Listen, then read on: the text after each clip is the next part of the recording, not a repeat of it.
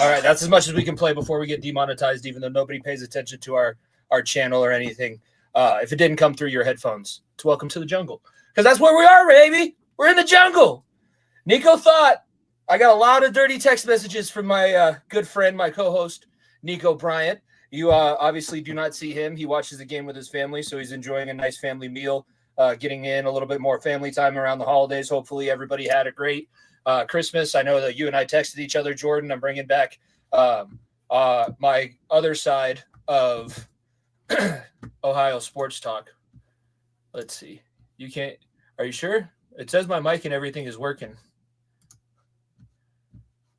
Can you hear me now? Are you getting anything, Jordan?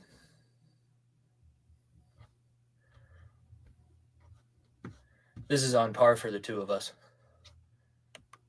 Are you not getting anything at all?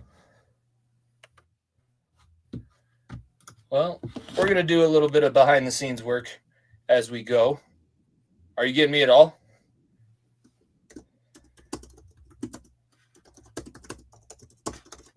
Bring you back.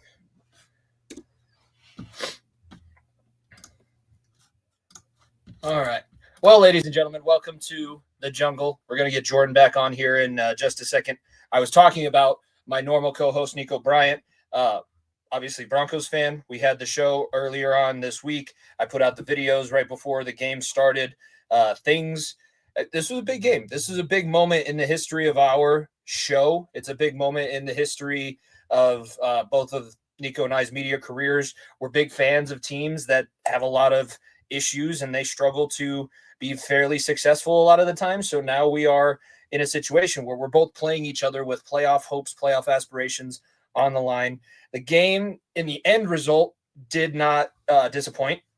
I will say, I think a lot of people will agree with the take that that was a very sloppy game. By no means should any team be happy. I mean, you can never be upset when you have a win, but neither team should be feeling overly stellar about themselves or their performance. And that's just the way that things go. All right, we're going to try this again. Can you hear me now, Jordan? Are you getting anything now? If you are listening or watching live, make sure that you come in and see if you can hear me. If not, then everybody else is sitting in the same box. Jordan and I've just been sitting here mouthing words to a screen. But I hope that he's able to. Are you able to get me at all?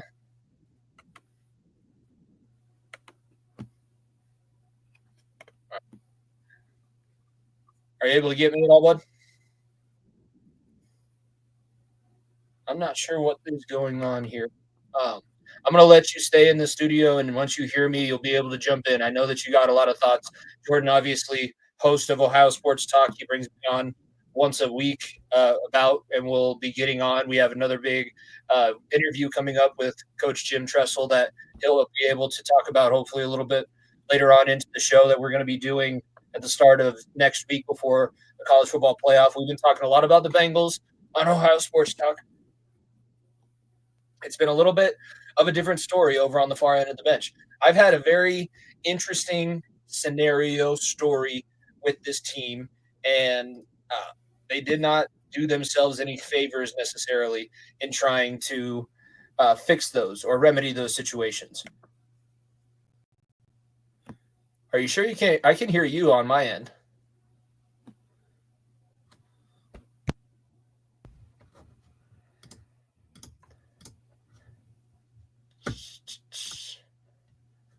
No? All right.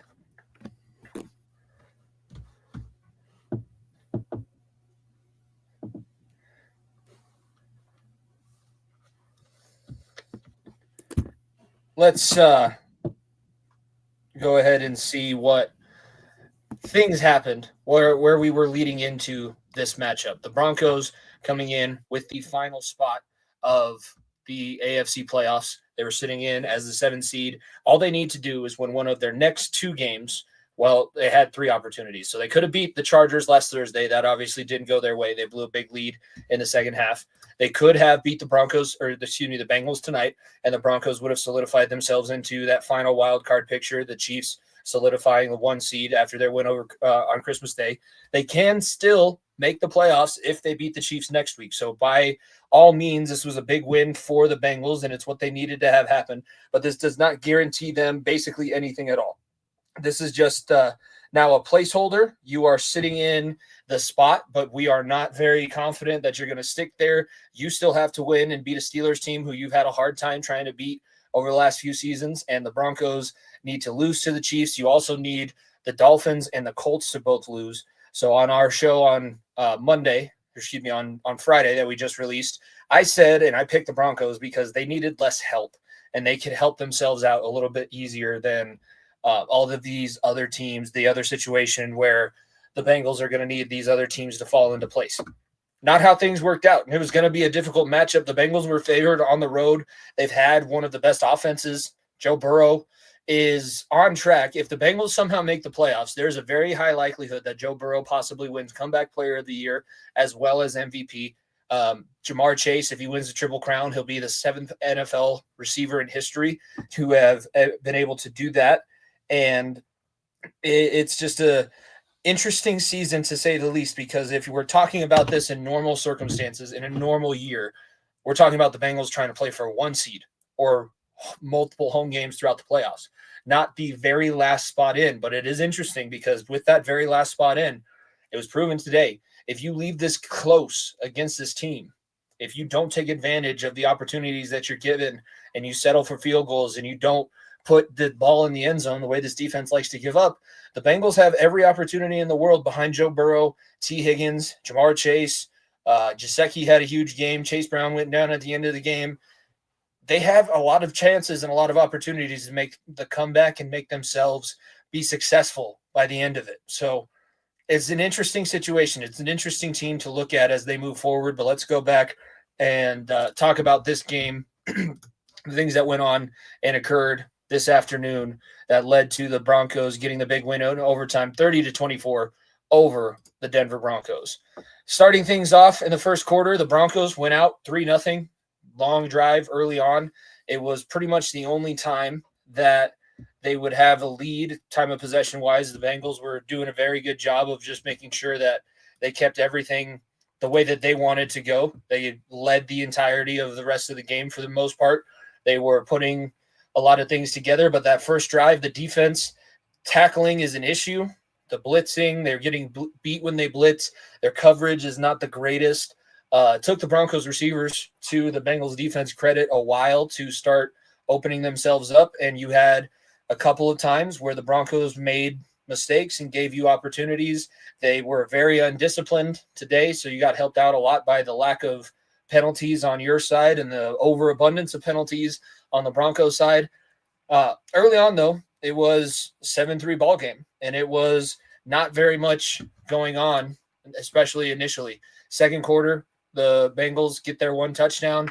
They do get the ball coming out of the second half, but the Broncos dominate, win the third quarter. Both teams score 2 touchdowns in the fourth. The Bengals will be talked about for quite a long time for a few different reasons. Let's go back to that first quarter of the game. The Bengals get to a situation where it's 4th down and 2. You have dictated with your play calling that you will be going for it. So wouldn't you spread the field? You're not necessarily a power run team, so I don't expect you to get an I formation, and I honestly don't necessarily want you in I formation because that puts everybody who's going to get the ball further away from the line of scrimmage. No, we don't do any of that. We put Jamar Chase all the way back 10 yards in the backfield at halfback. We put Chase Brown, our normal halfback, at fullback, and we run fullback dive for half a yard on 4th and 2. We took a timeout before that play. Zach Taylor, Dan Pitcher, had a conference before that play was called that this is going to be what we do. This is going to be the play that we put this faith in and that we try and go for it. We're in field goal range, I know, but we might as well continue on. Our offense scores more touchdowns. We're going to win the game. You might as well put them in places to win. You might as well put them in places and situations to win. We're going to try this again. Are you getting me at all now? I can hear you. All right, we'll see. Send me a message, Jordan, if you end up hearing me at all. Send me a message if you want me to bring you back in or whenever you're ready, and we'll see. But Zach Taylor tried to show that he's a little bit aggressive. I still think no matter what, if the situation doesn't work out, if the teams that we need help from next week don't give us the help that we require, then we should probably look at replacing coaching. We should probably look at changing something on the sidelines. There needs to be a lot of things that change in this situation because coaching was a detriment at this level. All right. You can hear me now?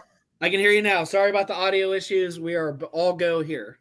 No, you're good. We got a lot of people joining us in the jungle, so they're excited. We're talking about Zach Taylor and his lack of, the gumption that he tried to show, but the lack of follow through and the lack of anything else, because why do you line up? You dictated that you were going to go for it. Everybody in the stadium knew you were going to go for it on that third down play when you run the football. Why don't you get in your best formation? Why don't you give the play call, putting it in your best player's hands? No, we're going to turn around and run halfback or fullback dive for half a yard on 4th and 2. What in the hell? What are we doing? Especially out of a timeout, Jimmy. It just doesn't make sense. This goes back to, what I've been saying for years. Zach Taylor is just not the man for the job. I feel like he says he's leaning back on play calling, but you look at stuff like that, and it's reminiscent to 2 or 3 years ago. The whole reason why Callahan took a head coaching job in Tennessee is because he can't do his job in Cincinnati. So, it's the same old, same old. And on top of that, that's with a Mims is out. This is with a backup tackle. He was in the game at that point, but he got his ass kicked. Bonito made a hell of a play on that 4th and 2. He was the reason why they only got half a yard on it. But the tackles, I know that we ended up playing with a backup for a majority of the game. Mims went down. Brown looks like he's still getting his legs underneath him. I will say, I mentioned it briefly before you were able to jump back on. The penalty scenario, I think that's a glaring thing that we should look at before you look at everything that happened in overtime, the fourth quarter, Joe Burrow throwing for 400 yards. The Broncos were playing a very undisciplined style of football, and the Bengals didn't fall into that trap, and they allowed the Broncos to continue to punch themselves and shoot themselves in the face because they knew at some point, at this point, if your defense can just keep it within a touchdown, your offense has the ability to take over and win a game. Joe Burrow is going to throw everything that he can at the opposing team to make sure that they come out with a victory if there's any chance. So as long as your defense can give them that chance, we have a really good shot. And if we don't turn the ball over, if we don't commit penalties, the drops hurt us, especially early on. But it was a very, very solid, sound, fundamentally sound football game. Not giving up the penalties in those situations was huge. I fully agree with you. The penalties were a little bit clean. T. Higgins still had that false start, but that was later in the game. But a lot of penalties. He also made up for it. No, in more ways than one. Yes. But nothing against him. But a couple of procedural penalties with the shifting. But that's going to happen when Gilsecki was in motion, but Brown had to get into the A gap because that's where he saw the blitz last second. That's nothing against Chase Brown trying to do, good running back things for your quarterback. So, and they both made up for it. I hope Chase Brown gets healthy. We'll talk about that probably at the end. But yeah, procedurally wise, I was happy about it. But Jimmy, we're still the least penalized team in NFL offensively. We are number one in that category. That's even with the crappy year, the offensive line changes between Mims all the way to Trent Brown being out. Look at the right guard situation and the kind of the rotation that we've had there. That's kind of shocking when it's all said and done. And it's weird, too, because we had enough guys to put in a multiple offensive linemen and eligible offensive linemen, even in the situations where we were using our backups. So there's obviously, it doesn't seem like they've addressed what we've been trying to tell them to address with their line. But obviously they're doing something behind the scenes because they played as good of a game as they needed to win. The pass rush for the Broncos is very slept on. Like Bonito and Cooper off the edge are huge. Allen has 7 sacks from the inside. I tweeted it. Zach Allen gives off huge Derek Wolfe vibes, and Derek Wolfe was a part of the last Broncos team to make the playoffs. And there's still a little bit of that too. As it's weird being on the other side of this and seeing the Bengals not in the curse situation, but the Broncos have an 8-year curse going on. Donald Trump has ran in 3 different presidential elections, won 2 of them against women, of all people, in the same amount of time that the Broncos have last made this playoff run and a Super Bowl run. And this was very close to being a very similar situation. That was the same. They were going in. They were both division leaders the last time. It was a Monday night game in Denver. I was in attendance, and A.J. McCarron snapped the ball a little bit early, and DeMarcus Ware got the fumble in overtime. I'm very interested. It's a very interesting feeling to be sitting on the other side of this thing right now. And it would have been even better if I was able to make the monetary decisions to go out there. It just didn't work out. But it was a hell of an atmosphere. It was a hell of a game, not necessarily execution-wise, but just the way that the things were going. Like, as a fan of these two teams, I don't know. I don't know. How many Broncos fans, how much of Broncos country do you think was hoping for a tie in that overtime situation after the field goal gets doinked?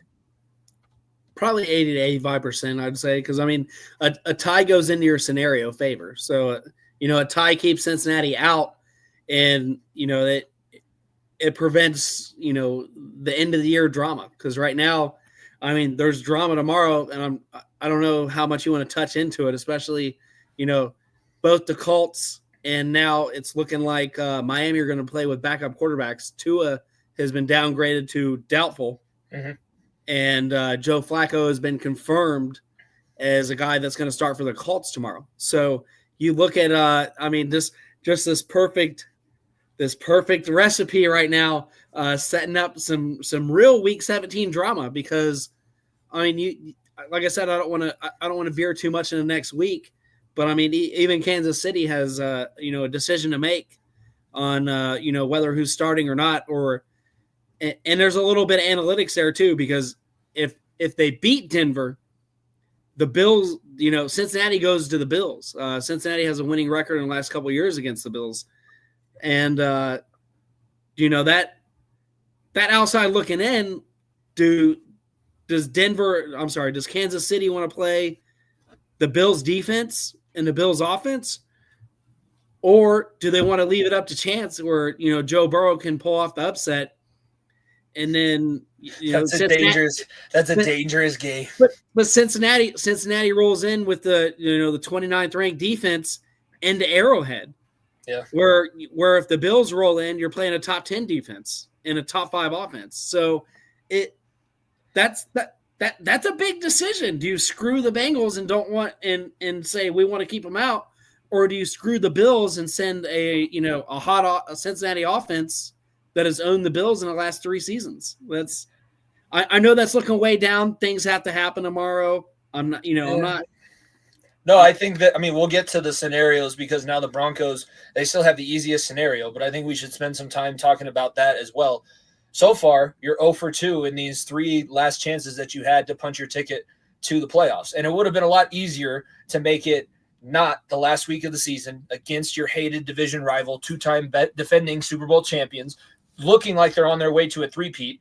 Like, you either have to stop them and make them go 15-2 to make it into the playoffs, or you had 3 opportunities and you swung and missed in all of them because you had leads in all of these games. And you were gifted so many opportunities, especially in this game here on Saturday afternoon, Saturday night, depending on where you're watching it from. You had so many opportunities. How does that not just get into the head of that team? Like, I know that Sean Payton is a great coach, and he's been in these situations before, and I'm not sitting here calling the Broncos are going to give up and lay down and not play as hard because they have that blocked field goal to make up for the last time that they played the Chiefs. But how does that not seep into some of these players' minds? Like, we've had 2 opportunities. Those were the easier, quote unquote, easier in the NFL of those 3 opportunities we have to make the playoffs, and we can't get the job done. We just can't do it. But it's a rookie quarterback. So, you're putting the last 2 weeks have been essentially playoff games for Bo Nix. Especially tonight because, the opponent was a win or go home as well at their home stadium where, we haven't won many games home at Jimmy.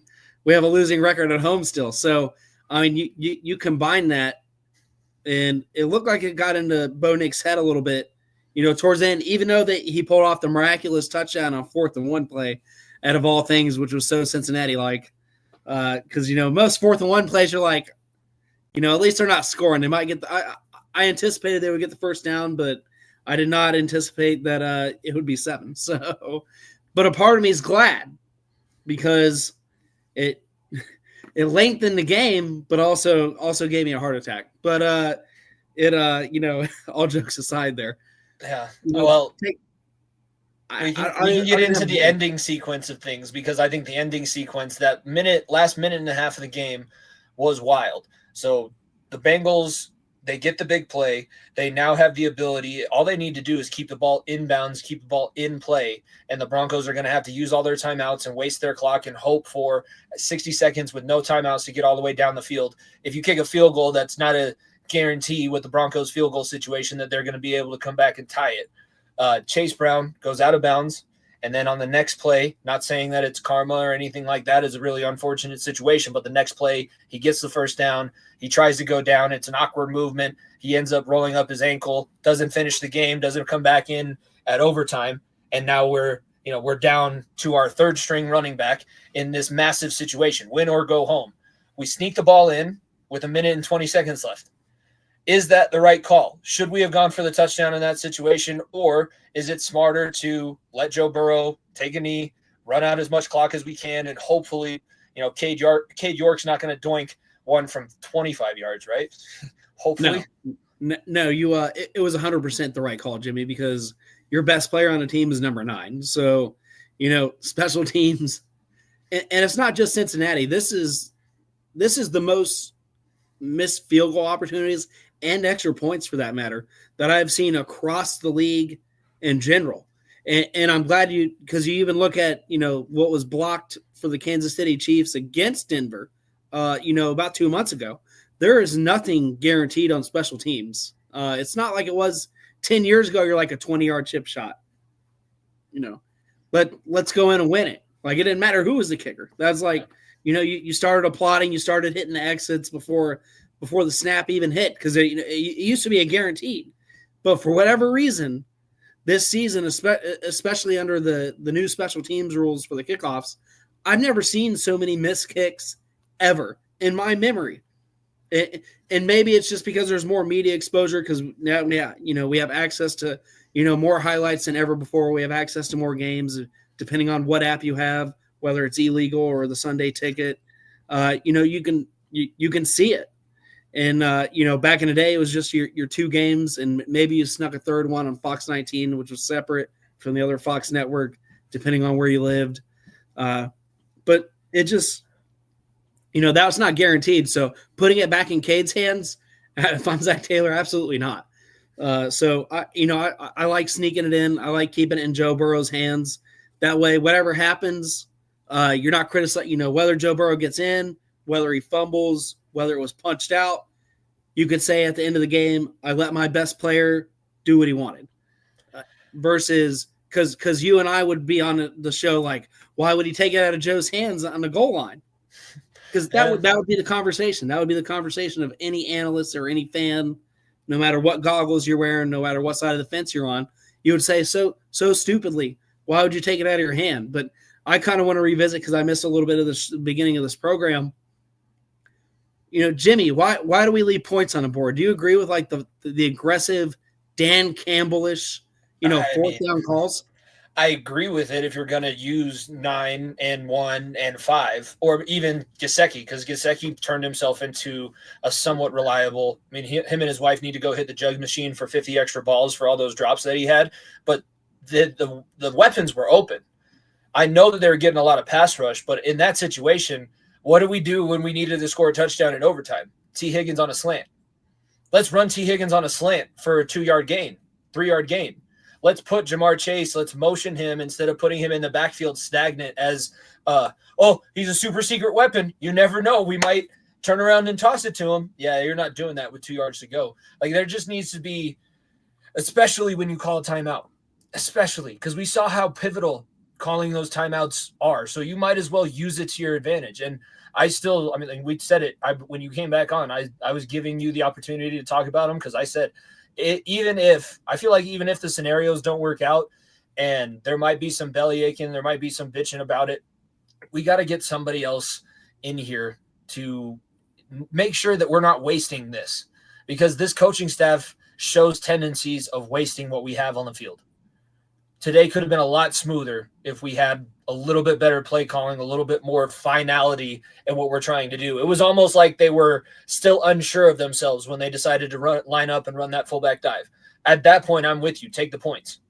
I don't necessarily want to get into a field goal battle because that's what the Broncos were trying to pull you into. I get saying that we're going to score touchdowns and hopefully be able to score more touchdowns than they can. Like, they're doing all of this based off of their shitty defense and the shitty defensive performances that they've been putting out there.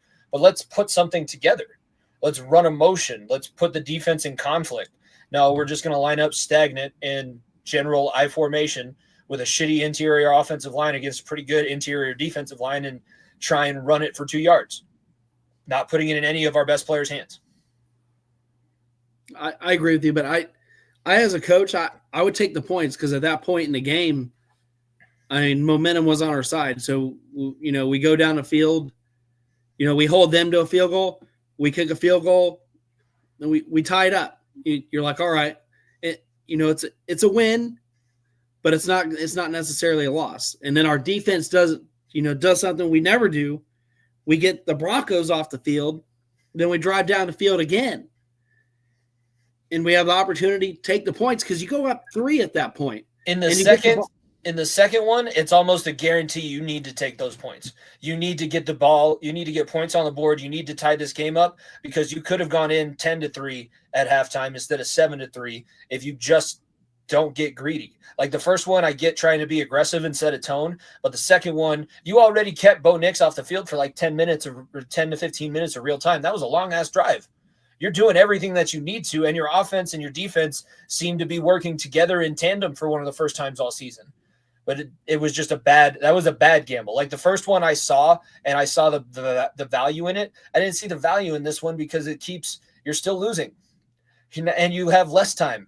And I know that you get the ball back coming out of halftime, but we need something. We need a little bit more than a 4-point cushion. You know that we need a little bit more than a 4-point cushion with our defense. Yeah, and I fully agree with you.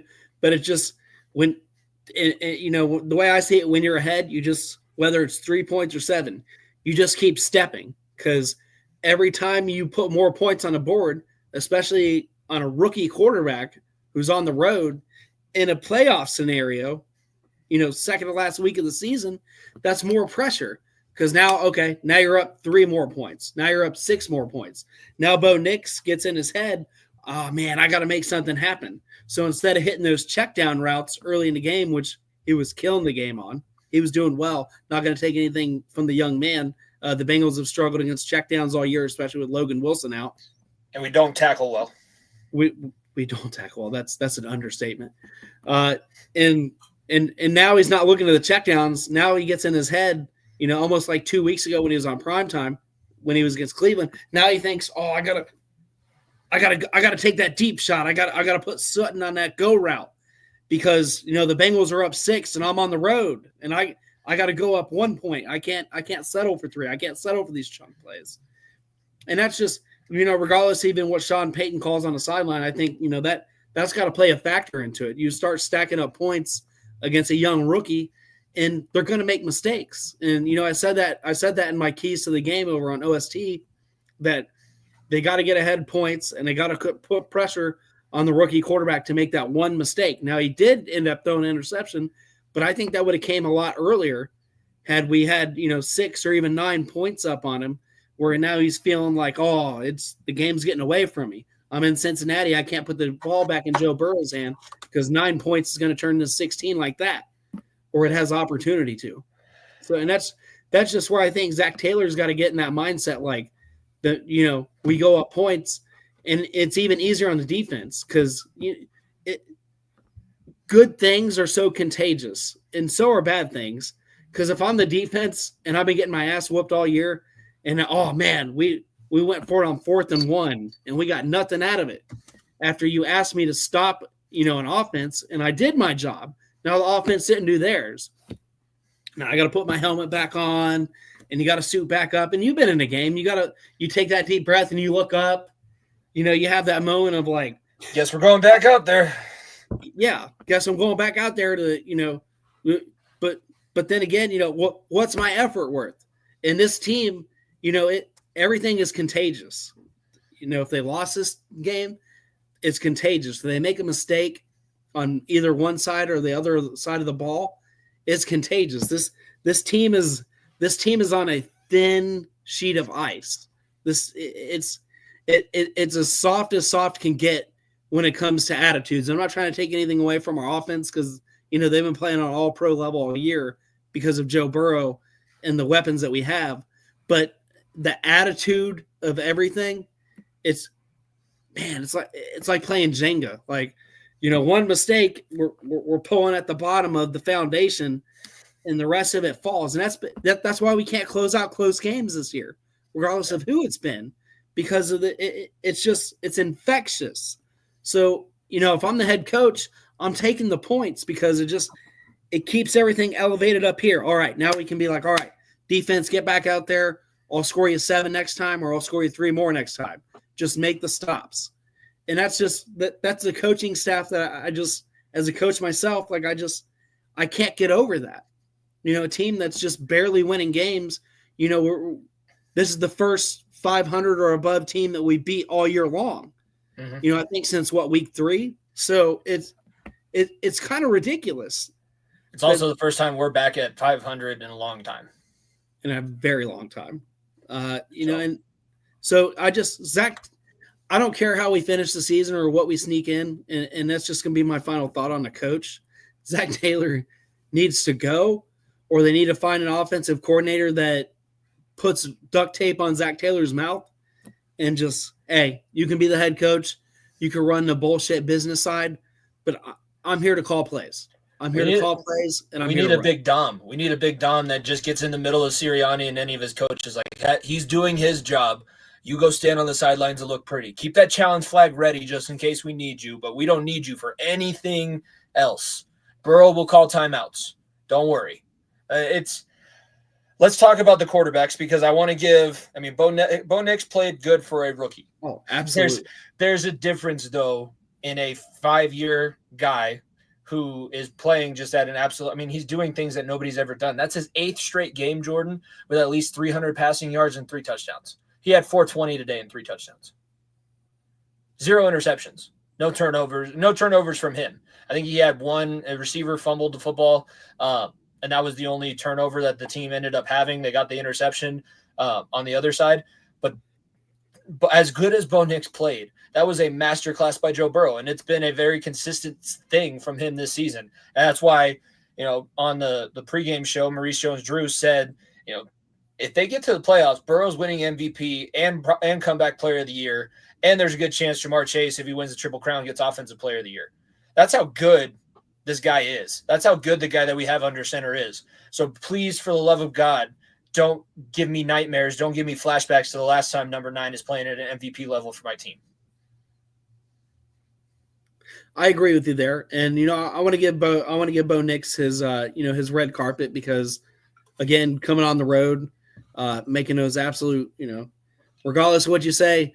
That one bomb to Mims was so nice. That was such a nice play in a losing effort. And it was. Geno Stone was actually in the right spot. I can't believe those words came out of my mouth. Geno Stone was in the right spot, and, so was the corner, Newton. It was a better play by Mims and an even better throw by Bo Nix, on a 4th and 1 when you absolutely had to have it. Yep. So, yeah, he absolutely balled out, and he took what the defense kind of reminiscent what I said a few minutes ago. He took what the defense gave him. He didn't rush much. He said, I'll hit my outlet. I'll hit my tight end. I'll hand it. I'll get my running backs involved. Running backs were averaging 8 or 9 yards a carry early and often. He made a couple plays with his legs too. He had 30 yards rushing and only took 2 sacks. Like he had 219 yards. So 2 big plays to Mims were kind of the only downfield shots. I think that's really the only thing that you can look at in his performance. You just didn't push the ball enough. You didn't give your team enough of those not schemed chances to actually win the game. If you can make a couple of like that, I think to that play where he has Troy Franklin in that little bit of an open window and he just throws it a little bit too far, that could have been a very pivotal point in that game, but he's not able to hit those throws at the current moment. But he made so many plays, and he was very frustrating. I saw you were tweeting out to put a spy on him. Nobody was thinking that you need to spy Bo Nix when he was coming out of the draft. He was hurting the Bengals today with his legs. But I said there needed to be a spy on him in my pre-show because, I mean, somebody didn't watch the tape, Jimmy, because I've been, we don't get many Denver games here, but everything that I've seen on his Thursday night game, his primetime games, that's on a national scale, he extends plays with his legs, and he extends plays with his legs very well. He also keeps his eyes downfield. So it, kind of reminiscent. The quarterback in Washington does a little better right now at the level. But, I mean, those two guys are kind of neck and neck with, taking what the defense gives them and, making razzle-dazzle plays out of nothing. So, Bo Nix, and I thought he was mobile coming out of the draft. I mean, I didn't say you had to spy him week in and week out like he was Michael Vick from the 2000s, but at the same time, he's not somebody that's going to just sit back in a pocket and, be bulldozed either. So, in my opinion, we should have spied him. Somebody, we should have had a Jordan Battle, or, if Von Bell was going to play those valuable snaps, bring Von Bell in, go to a cover shell look, use 3 safeties, or, bring in an outside linebacker and keep Akeem Davis-Gallers on him, because right now Akeem Davis-Gallers is fast enough at the moment to keep up with those inside the pocket plays or to push him back further into somebody like Trey Hendricks' hands. So it just didn't make sense to play man or play that deep zone. And, nobody isn't going to account for his legs because he, like I said, especially in the first half, I mean, he was burning it in the second quarter on the limited plays that they did get just because of time of possession was so lopsided going into the first half. But, the times that he was out there and extended plays, it was almost annoying. As a Bengals fan, it was annoying. As an analyst, it was fun to see. So I had a little bit of a little bit of Two-Face action, a little Batman going on here. I had this side saying, "Oh, I hate it because I'm a Bengals fan." This side saying, "Oh, I love it because as an analyst, it's beautiful to see because that's football is poetry in motion when everything goes right." It is very nice when things go correctly, and I do think that the Broncos are in a good spot.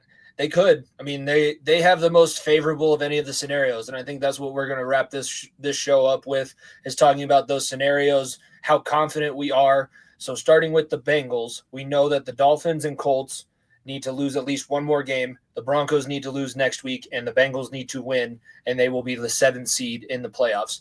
First thing is, how confident are you that all of those pieces are actually going to fall into place? I think if it's gonna happen for the scenario for Miami and the Colts, it's this week. And I'm gonna back up what I said. Both teams right now, at least one team, is coming out with a backup. And Flacco's last showing for the Colts, it wasn't great because the Colts offensive line, for somebody that's a pocket passer like Flacco, they're not holding up. Richardson is good because Richardson can extend plays and absorb the hits. And, I think he's got almost 500 yards rushing as a rookie quarterback, or I believe he's in his second year. I might be mistaken. But the Colts quarterback, Richardson, can absorb those hits and extend plays. Flacco, if you're not going to block for him, as much as I love Flacco to death, Flacco is not going to hold up very well if that offensive line isn't going to hold up on the interior. So they're losing mobility. They're losing that kind of wrinkle when they have Richardson out there is not going to be in the game plan. So these receivers have got to be open very fast, and the offensive line's got to block for them to have any success. So I think the Colts can drop one. And I'm looking at Miami. If Tua doesn't start, they're not good, Jimmy. It doesn't matter who they're playing, regardless if it's Cleveland or not. Cleveland still has a top 10 defense. It's a real thing. So you look at Cleveland, who's going to be playing their ass off because that's kind of what they do regardless, at least on the defensive side of things. And if Miami comes out with a backup quarterback, the chances of going into week 17 where it's going to come down to us winning and Denver losing, I'm saying 85 to 90% because this, and I'm not being biased when I say that, this is just the perfect storm. George Clooney, we're going out in the ocean. We're on a little fucking boat, and Mother Nature is going to do its thing this week. And it's because I look at the two. What other scenario where the teams that you need to lose are going to throw backup quarterbacks in a must-win situation for both of them? The only thing that I'm seeing is the Colts are playing the Giants, and looking at last week with how far the Raiders fell, winning one game after being almost a solidified top 3 pick. They fell 6 spots. The Giants are not going to chance. I mean, I feel like they're going to throw out their equipment manager to play quarterback if it really takes it. They're going to do everything that they can to shave points. I know it's un-American. I know that this isn't a movie, but they're going to be doing as much as they can to try and lose to Joe Flacco. Maybe it doesn't happen, but the Giants, I think, are in this situation where like they know that they have to hit. If they don't draft Shador, their fan base is going to riot. But the Giants are a top 5 defensive team when it comes to sacks. Dexter Lawrence isn't playing. Dexter Lawrence or not. I mean, you don't become top 5 just because of one guy. I mean, look at Cincinnati. We have the leading sacker in NFL, and we're in the bottom tier when it comes to sacks and quarterback pressures.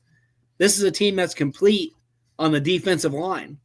This is kind of their game, Jimmy. I mean, I don't know as a man if somebody takes you, somebody's telling you to take the fall. These are grown men. I don't see it. We're gonna figure out just how much grit this team has, because the Mora family might be putting kneecaps on people. Like Drew Lock might not want to drive his car into the parking lot, get dropped off by somebody, a car that they don't know, they can't recognize, because somebody's going to be waiting at the gate. You're not making it to the sideline. They're not going to let Drew Lock play. They're not going to let Tommy D play, because I feel like they still think that he's gonna fuck up and he's gonna actually try and win this thing. I think that they're in the total. I'm interested to see what happens if the Bengals do get the 7 seed. Are they the most dangerous team that nobody wants to play? With the top 5 offense, they have to be. And I say that because I know we're a bottom tier defense, but if they go up 7, if they go up 10, then it falls into loose hands. The only thing that our defense, we're kind of reminiscent of the early 2000s Colts defense, where they were Peyton Manning and Marvin Harrison and company. And Dwight Freeney was the only pass rusher they had. Trey Hendrickson is the only pass rusher that we have.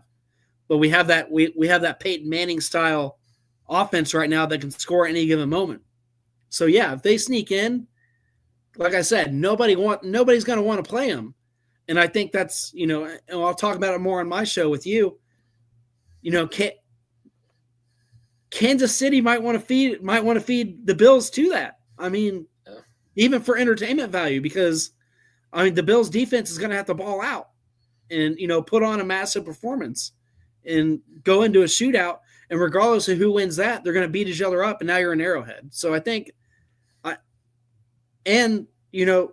personal pride, you don't want a team that you played twice already in a regular season to get in the playoffs for a potential third matchup. That statistically, if in a world of analytics, Jimmy, 3 times facing the same team, that's not going to bode well for somebody, even if they beat them twice or they split it. That's not a team I want to see. I don't want to see a division rival that knows me better than I know myself when it comes to in and out of the organization, especially a team, Sean Payton in the playoffs versus Zach Taylor on a questionable defense in the playoffs. That, Andy Reid's going to have to skip the commercials for the next couple of days and really think about it. I mean, make no mistake, depending on how the rest of Sunday plays out tomorrow, if I'm the Chiefs, I might play my best, or at least play my best for a half, because there's no way in hell that I would want Denver, a divisional rival, to get into the playoffs for a potential three-peat. I mean, it doesn't make sense to me. I think that they would, if a Chiefs fan that's been around longer than Patrick Mahomes thinks back to history, a lot of those times when, the first Super Bowl the Broncos won, they were a wild card team that upset the home-seeded Kansas City Chiefs at home in the second round of the playoffs. So you can never that's the thing that we were almost touching on, and I think it's a good way to wrap things up before I let you talk about your show and what we have coming up with OST. if you try and pick and choose your matchups, you set yourself up for failure, not only possibly that week, but the weeks after, because you played God.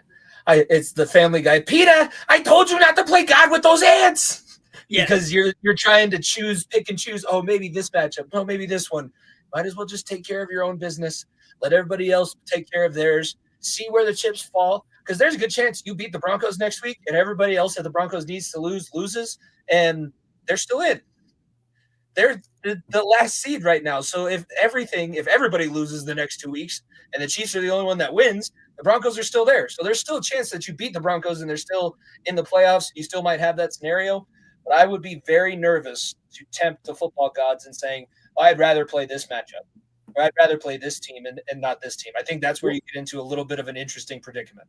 Well, I'll do you one better, because the first time that the New York Giants beat the Patriots, they played their second string in the last season, in the series finale, and the Giants stomped them, and the Giants went on that heater. Yep. And then when they got to the Super Bowl,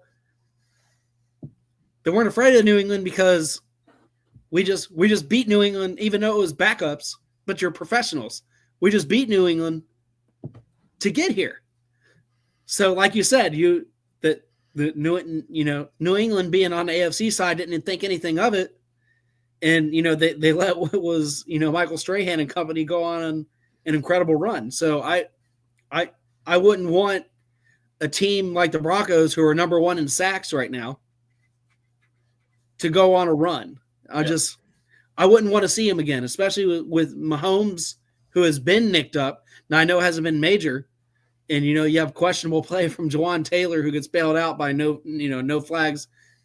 The furthest I've ever seen anybody inverted on offensive line. We can't say that very much, because Orlando Brown only got one of those calls. He was jumping off sides all game today. All game. But that's more rust. He hasn't played in 7 weeks.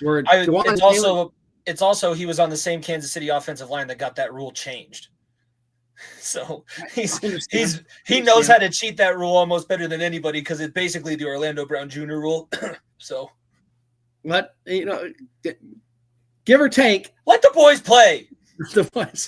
Let my boys play. But yeah, it's going to be interesting. It's going to be it's going to be a fallout from tomorrow. It all hinges on tomorrow. Tomorrow's got to be it. We got to plant the seeds. We got to see how the field. If it rains, we got to see if it's going to grow, or if it's going to be like Denzel Washington. When you pray for rain, you got to be ready for the mud too. So we got it. Tomorrow's going to be everything. I mean, our team's off, but I'll be damned. I'll be tuning in, because I got to see. I got to know what week 17 scenario, and the script writers, the football gods. I mean, why not? Why not have the most drama-filled week 17, where every game means something? Where, per usual, week 17 is kind of effing trash, and nobody, viewership's down. Nobody really gives a shit. Bengals still have to beat the Steelers week 17 as well, which the Steelers are on. They're on kind of. I know they played 3 games in 11 days, which we got that going for us. Yeah, I mean it's never a matchup that you can go in and say we're going to dominate. No, but it's a matchup that's favorable at the moment, because that's a tired Pittsburgh team, and that team's starting to come. Losing's contagious. That team's starting to become undone on the roster. You're seeing it in the coach's body language. You're seeing it in Russell Wilson is kind of going back into his shell. He just won bench warmer of the year on our show, so I don't think you're going to get any argument out of us. So you saw Justin Fields struggle there at the end, so there was no magic from him, and that's all beneficial to Cincinnati, who's coming in on a winning streak. So you got a winning streak versus a losing streak, and that's going to be interesting with itself. So like I said, this is the most drama filled week 17 going into in a really long time in Cincinnati's history. So we're either locked in and already secure, or we're not in a conversation. So this is the first time in a really long time that we're right there, since probably since John Kitna went 8-8 when Carson Palmer was holding the clipboard and we missed the field goal to get in the playoffs. So it's right there. It would be more fun to play for a playoff chance than to play spoiler. We do a lot playing spoiler as well. You remember the Buffalo, the whole donating to Andy Dalton's charity. Oh yeah. It'll be interesting to see how things play out tomorrow. Tell everybody what we got coming up. I teased it a little bit, but you know more of the details. We're getting our big fish back for OST. We're getting another chance. Yes. Jimmy and I are going to we're going to record a show on Monday morning at an undisclosed time.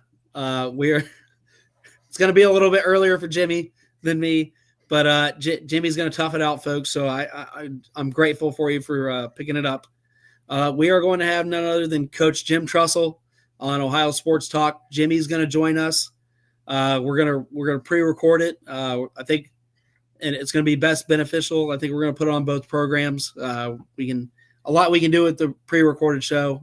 So it's going to be great. He's given us a second chance. This is going to be a no technical issue show. Hopefully this got my last bug out. I don't know what happened to my audio.